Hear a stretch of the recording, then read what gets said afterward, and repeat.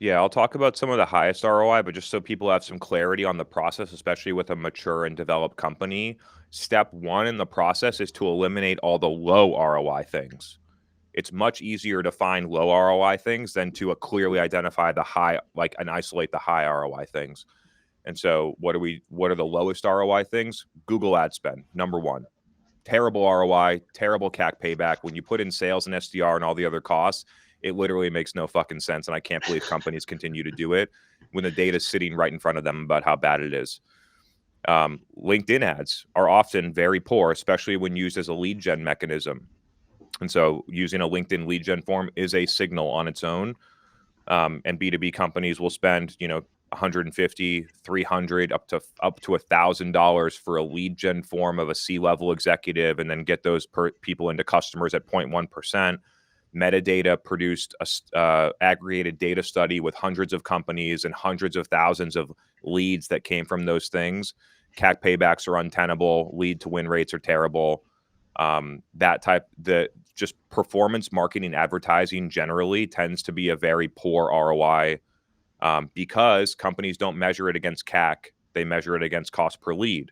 So the metrics can look good up front and they don't actually materialize. And so the way that companies measure them create the illusion that things are working fine when they're really not.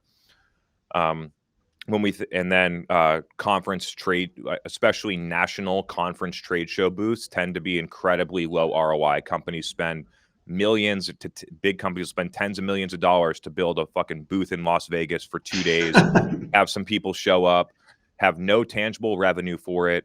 And then what they do is they look for all of these unmeasured, assumed second order outcomes like, oh, we did that for brand awareness. Or remember that customer? We had that customer in the booth. Like maybe we'll expand them in the future.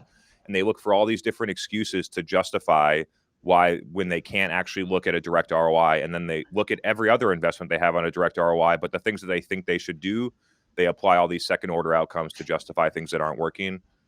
When you Ouch. think about the highest, yeah, ouch. When you think about the highest order ROI activities, really, most of it comes down to the cost structure.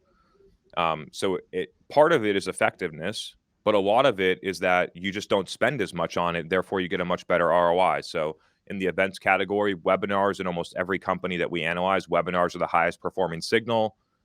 While national trade show booths are the lowest performing. Why? Because webinars are less expensive and a lot more scalable, and trade show booths are very expensive and not scalable and things like that.